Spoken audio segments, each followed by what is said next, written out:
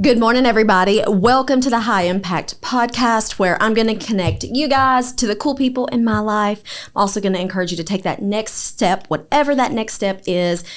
Today, we have one of my favorite topics, and then one of my new favorite people, Michael McLean, with us with Down Yonder Dog House. Michael, welcome. Thank you. Do you go by Mike or Michael? Both. Yeah. Okay, well, there's that. Well, tell us, so if you've not heard of Down Yonder Dog House, you're missing out, but you are newer. So I kind of want to go all over the place with this today. I want to know what led you there, why hot dogs. I want to know what the Knoxville response has been. I want to go everywhere. So can you kind of tell me just a little bit about maybe your background? I know you were in law enforcement before. How did you get from, say, law enforcement to food trucks? How did that work? So my family done food trucks when I was younger. We done different things. We done music festivals, fairs, a lot of stuff on the World's Fair Park. Oh, cool.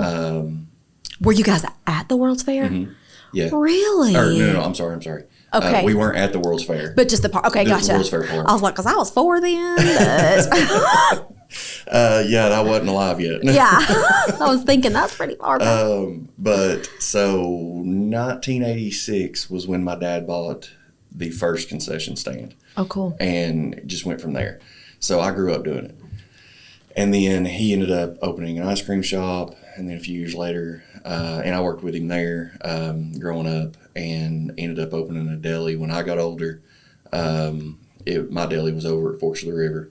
And then I just got out of the food business altogether and went into law enforcement. I worked in several different restaurants over the years. But 14 years ago, I started 2007. I'm sorry, 2000. I can't remember what year I started at the sheriff's office. It's been a long time, though, right? Yeah. You've been there quite a while. So was there 12 years and done a lot of different things, mostly patrol. And left there 2 years ago. Went to Y12 for 2 years. And decided I wanted to go back to doing the food truck thing. Was it just a burnout? Was it what headspace were you in? Because I know there are a lot of people out there that watch this, and the idea is I just want to encourage them, if there's something on your mind, take some action and do something about it. What led you there? What was your headspace like? It was one of those things where I was at work every day. It was extremely monotonous, and I sat idle in a chair every day, doing different things, but my mind was still going a million miles a second. So I actually went to sell the 2 food trucks, or the 2 food trailers that we had. Sold one, okay. And then was going to sell the second one and decided I couldn't. I sat down in it and was waiting on somebody to come look at it, and just started having memories and things like that. Yeah. Of my family and growing up and different things. And I was like, no, can't do it. So that was before I quit. And I was like, I'll fix it. Did that kind of like plant a seed? It did. Yeah. I thought I would fix it, do a couple things. And about a week and a half later, I let a couple people know that I was going to get back into it. And then about a week and a half later, I get a phone call. I was like, hey, can your food trailer be ready by April 10th? And I was like, sure. And that it was for a gig? It was for a gig. And it was for spring thaw at Bootlegger Harley Davidson. Oh, wow. And it turned out to be a great gig, but it was the kick in the pants I needed to get up and get going. What did they say? You turn in your notice at your job. Did you tell them what you were going to do, or did you just leave it kind of? No, I told them. So I went to my direct supervisor first. Told him, pretty much everybody there was like, cool, awesome, congratulations, go do it. And I've had a bunch of support from people I used to work with, whether it be at the sheriff's office or Y12, and just coming to see me, just, bringing their families, eating, stuff like that, just friends, family. I feel like there are so many people that want to do something like you've done, and they are just so hesitant. They don't have the balls to take that next step. They just don't have, maybe it's a pain point and it's just not painful enough for them to make that move. So I bet those people that are coming to see you are like low key thinking, man, I admire him so much for what he's done. And it's not an easy step, I don't think, to step out of a corporate world into the entrepreneur space. But it sounds like you kind of had that from your dad growing up, and you kind of, I mean, you used to, or you said that you used to come home and your mind would be racing. Was your mind racing and going with like all of these ideas that you had? Or Yeah, I feel like that's an entrepreneur mind. Yeah, so my family kind of laughs at me because I come up with random ideas pretty often. It's like, hey, we could do this. Hey, we could do that. I can make money doing this. Yeah. To be an entrepreneur, you have to be a problem solver.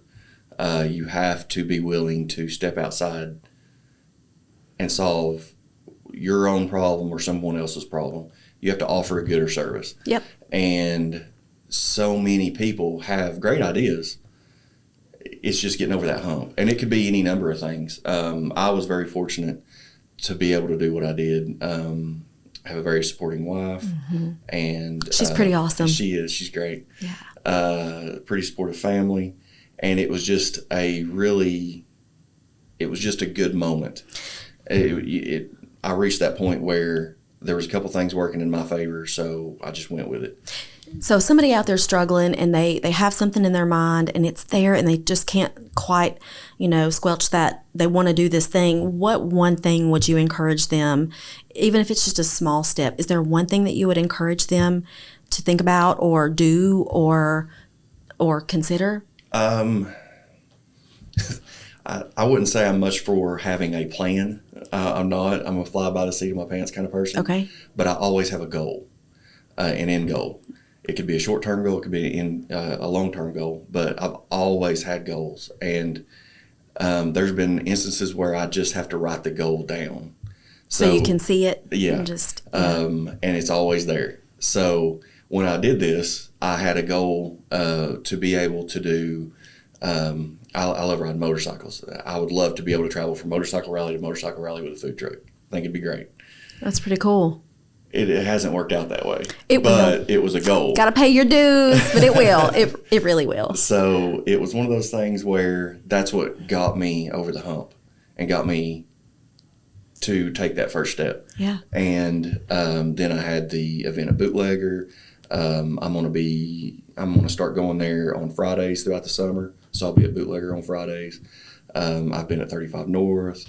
I'm doing lunches at Y12. That's cool. And I would say that one's not easy to get. No. I mean, there's lots of trucks that's doing it. There's a few trucks that have done it, and for whatever reason, they don't now. Mm-hmm. Whether they didn't like it or whatever, I don't know. But it was my first time doing it was this past Monday. So I bet that has something to do with those connections you have out there, though, and just people know you, and people probably want to see you do well. And Y12, there's some bond there, I would think. Yeah, it's a great. It's honestly a great place. There's some great people that I met while I was there, and they genuinely care about you. All the guys I worked with, all the girls I worked with, they're all great people. And they're coming to see me on their days off, and they're probably telling their friends and family. They are, yeah. I've caught a few shout outs on Facebook from some of them. Awesome. All the guys that I used to patrol with, they'll stop by and see me and bring their families, or they'll stop by while they're working and eat, stuff like that. It's That's great. Cool. So tell me, why hot dogs? It didn't start out as hot dogs. It started out, I was going to do just good Southern cooking. Okay. And I started looking at menu options and where to get the food, recipes, stuff like that. Yeah. And then I was like, why am I making this harder than it has to be? I want to make this fun. Yep. So it's basically, I love hot dogs. It's yep. one of my favorite foods. I buy them everywhere I go. If there's a hot dog, I usually buy it. Yep. So That's so fun. It's one of those things where I was just like, I'm going to do hot dogs. It's easy. It's fun. Everybody loves them. They do love them, and they are delicious. If you've not had one, seriously, they are delicious. And I like hot dogs. I don't know that I would buy them everywhere I go, but I really, really, really enjoyed it. And my husband would buy one everywhere he goes because he's a hot dog lover. He was so excited for him to even get out of the house to go support a food truck. It was super excited, but he loves the pit bull dog. Tell me, so one thing I love about your concept, and I hate the word cheap. I'm going to say, your food is not priced. You go to some of these trucks and it's, $15 or so to eat. And it's just, that's cool and that's great, but that's sit down type of meal prices to me. I go to your truck, not only am I going to get a great dog and that bun is sensational, which we may or may not be able to talk about. We'll decide, but you've got a great product. And it's so, I hate to even say affordable because I don't want people to get in their minds that but like compared to other food trucks and compared to what you get, we walked away and the presentation was great, by the way. So I'm a big presentation. Like the presentation's great. The product looks great. You can tell there's extra effort, say, in that bun and in the dog, the way you do the dog. So I love how concise your menu is. In other words, you don't have 70-11 choices. It's pretty simple. You're not overwhelming the consumer. And I love the price point. So tell me kind of how you decide on menu items, and are you going to be able to stay, in that price point? I mean, it's a great price point, I feel. One of my big things is, so I'm a family of 4. I've had to live on a good salary. I've had to live on a not so good salary. Life as a police officer, you have to hustle, and the pay ain't that great. So a family of 4 or 6 or 8, God help you, big families, they can't afford to take their kids out and have a good time and things like that sometimes. So when I started this, I ate off some food trucks, and you'll go to a food truck, and for me and my wife to eat one time, it was $32, and that did not include a drink. Yeah.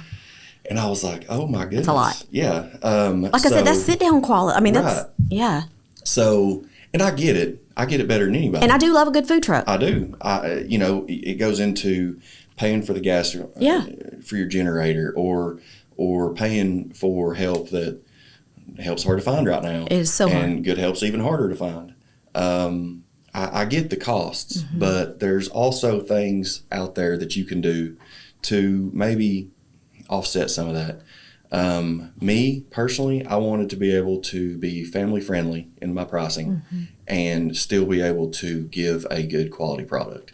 And that's where I arrived at hot dogs. Kids love them, and most of the time you'll go out and you'll buy, your smallest one's a kid meal and they don't eat it all, or it gets dropped or something.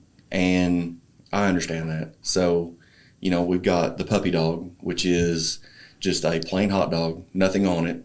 You can get mustard, ketchup, onion, relish, things like that.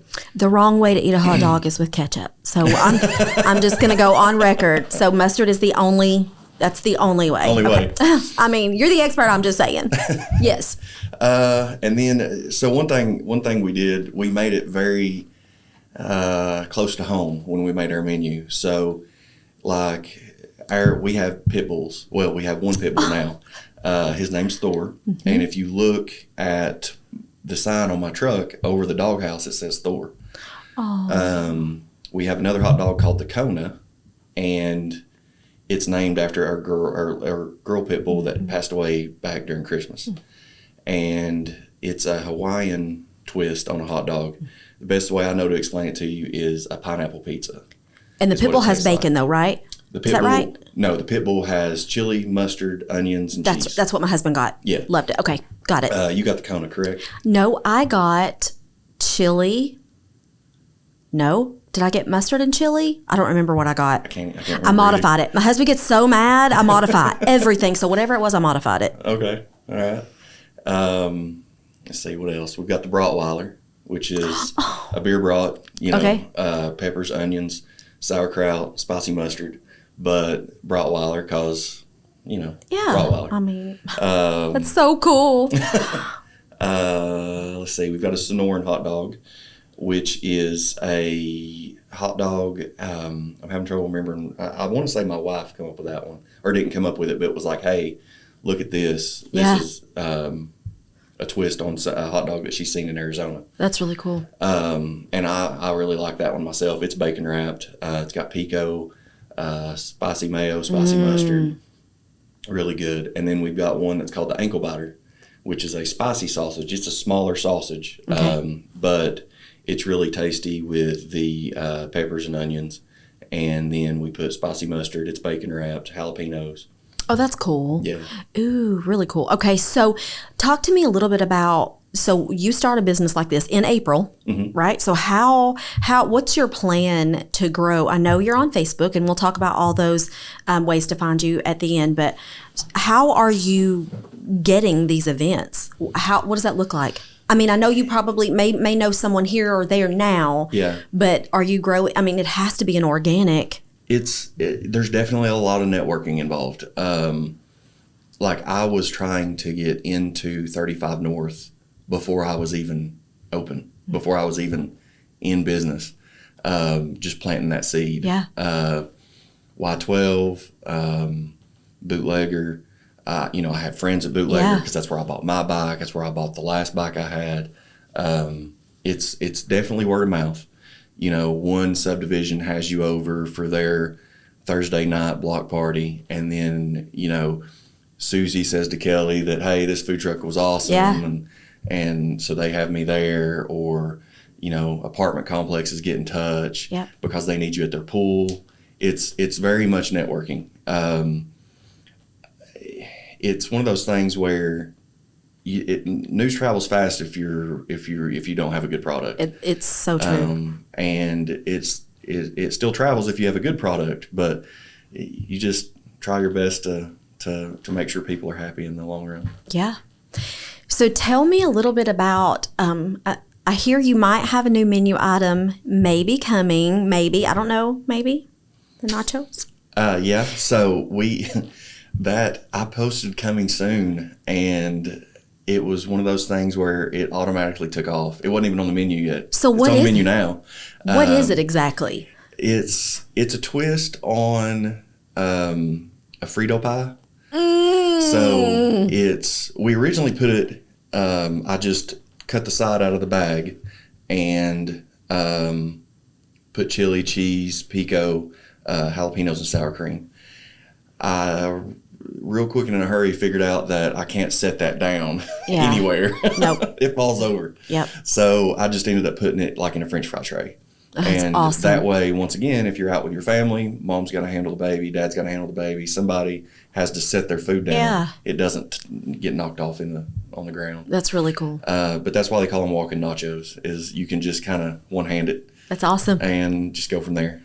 So tell us also, you're a newer business, not new to the business, but you're newer in business with Down Yonder Dog House. Are there things coming up that you're pretty excited about in the near future? Yeah, working on different things, trying to get some other things going. My calendar's filling up week to week. Sometimes it's I had to cancel once or twice here and there on different things, whether it be you run into stuff, especially like when your restaurant moves. Yeah. You run into vehicle problems, or you run into supply problems, or something like that. It's not as easy, but I'm looking to maybe find a spot where I'm set up all the time in the same spot. Okay. That wasn't the plan when I started. Like I say, plans change. Have a goal, but they change. I love that though. That you're constantly evolving. Yeah, you have to. I went to school for business. I don't know that it's helped me all that much, but I went to school with it. And one of the things I remember one of my professors harping on us about, have a business plan, but let the business plan change itself. Yeah. Like, don't stick to a bad thing. Yeah. Is what he was trying to get across to us. If it's not working, change it. And it definitely works. Going from place to place works. It's great. But when you're picking up from a lunch spot at 2:00, 2:30, 3, and you're moving from West Knoxville, deep West Knoxville, Farragut, or Lenoir City, or I was in Harriman one day last week. Oh my goodness. And then you're having to hustle back to work at a food truck park in Powell or Carnes or subdivision. You're losing 3 to 4 hours there of time where you could be selling. And you're restocking. So there's a restock that's involved. There's maybe an employee change here or there. There's lots of stuff that goes on that I feel like people probably may not consider. Yeah. And plus you got, fuel. You got to make sure your generator's gassed up. You got to make sure the vehicle's got enough gas to get you from point A to point B. And with everything like that, it just feels like it could take a lot of stress, worry off of me to have a set location. Now, that location could just be on the side of the road at a gas station. That location could be an actual piece of land somewhere. But I would really like to get something going where it's not just my truck. It's maybe my truck with some cornhole games out for people to play, and some benches for them to sit and hang out, and just a good way for families to come out and enjoy each other's time. I love being outside. Knoxville is an amazing area to be able to get out and do anything. Honestly, we've got so many green spaces. We've got so many, mountains and hiking trails and water, biking mountains. trails. Yeah. I mean, if you like doing stuff outside, this is the place to be. Yeah. And we love it. We love getting out as a family and doing stuff. And I love encouraging other people to get their kids out and get them to do stuff and just have a good time. Absolutely. I want to make sure that our people can find you. So tell us, what's the best way? Is it Facebook? Is it Instagram? What's the absolute best way to find you guys? I'm on Facebook and Instagram. It seems like the Facebook makes it a little easier to find out where I'm going to be. Okay. I will post where I'm at for the following week every Sunday. Now, there's some days where I'm waiting on people to book with me, so I might not post until early Monday morning.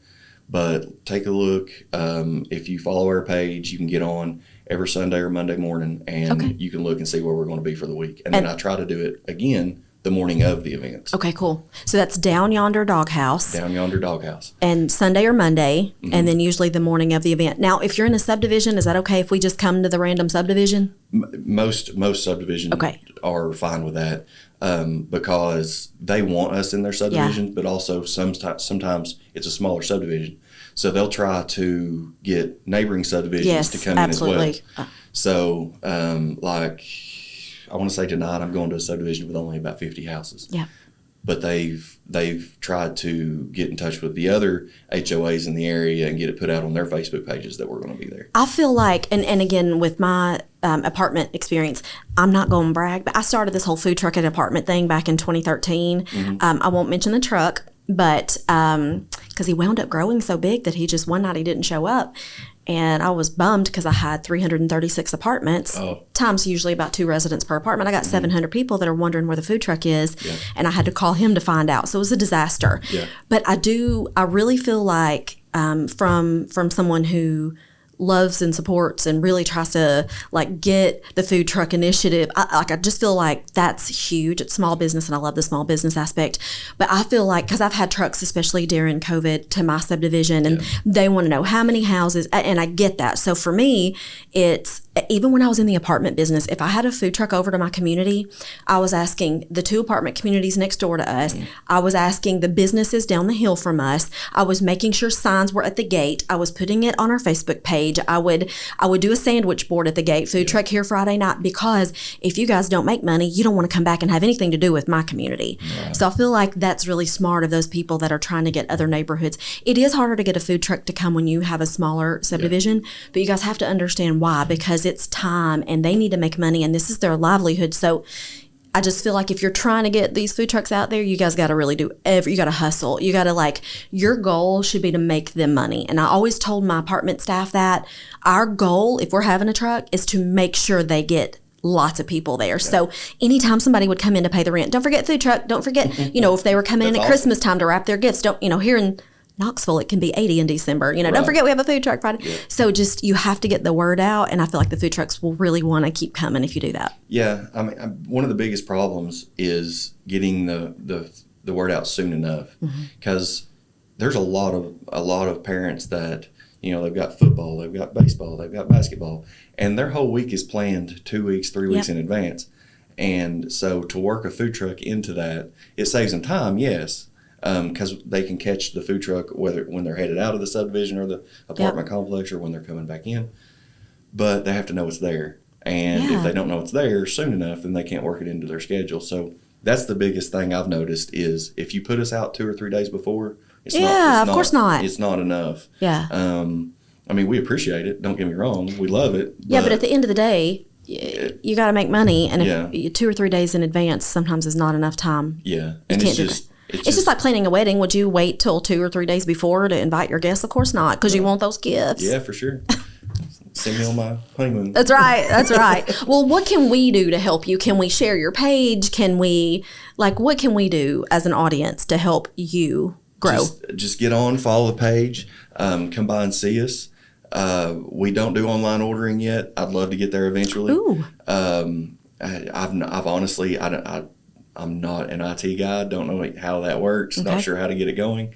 But I've looked into a couple of things, and it's just a little bit outside of my wheelhouse currently. Okay. But so are you talking about you might be set up somewhere and have somebody able to order from there and then pick up? Is that kind of?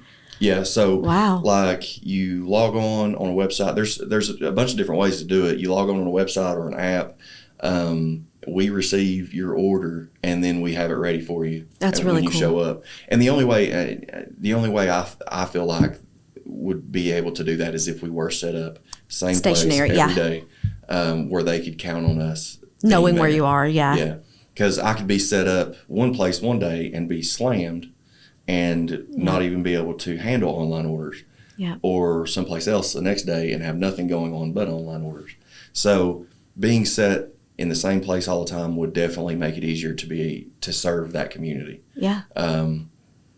It's on the list of things to do. Gotcha. And I did hear a little sneak peek off camera about a website. So maybe some merchandise. Is that happening? Yeah. That one don't really have anything directly to do with Down Yonder. It's just a whole other idea. Like I said, I love riding motorcycles. I love kayaking. I've tried to get into mountain biking, but I'm a big dude, and so it's one of those things where I enjoy getting on the bike and riding down the trail, but a bicycle is different from your bike. Yeah. I don't see myself doing any black diamond trails anytime soon, but it's basically a website that it's based on Viking culture. Okay. There's some Viking symbols and stuff that has to do with, one of which is better known as a Viking compass. It's out there. It's my main logo, and it's Vikinger Adventures. The website's vikingergear.com. Okay. So it's VIKINGRGEAR.com. Okay. Cool. The idea behind it, the compass, is basically you may not ever have a good idea exactly where you're going, but you won't get lost. Oh, that's cool. So you might not have a destination in mind, but you won't be lost. Yeah, I love that. It's definitely something where I want people to understand that just get out and be active. Just get out and have fun. Life's too short to sit home and watch TV all the time. It is. I watch a lot of TV myself, but try to get out, ride the motorcycle, go hunting, go get on your kayak or your paddleboard, enjoy nature. It's getting ready to be summertime. We were locked in all year last year, and we wanted to get out and do stuff. Yeah. We wanted to go ride bikes. We wanted to go, if I had time off, I could go do this. Well, sometimes you just have to take the time off. You have to make it. Yeah. That's right. And that's where I'd like to go with it. It's one of those things. We've got, a couple shirts, hats on there right now, but there'll be more soon. Love it. Love it. Well, I love everything you're doing. And I want you guys to get out there and find Down Yonder Dog House. Always support local. We are huge here at the High Impact Podcast about local and just making sure that you guys know where to find really good people. And Michael's a really good he's good people. So thank you so much for being here today. We will make sure and link all of the Facebook page and the website down in the comments. And you guys just go follow him. And thank you so much for being here, Michael. Thanks for having me. Thank you. Appreciate it. All right, guys, stay tuned for another episode next week of the High Impact Podcast. Thank you for joining us. Thanks, Michael.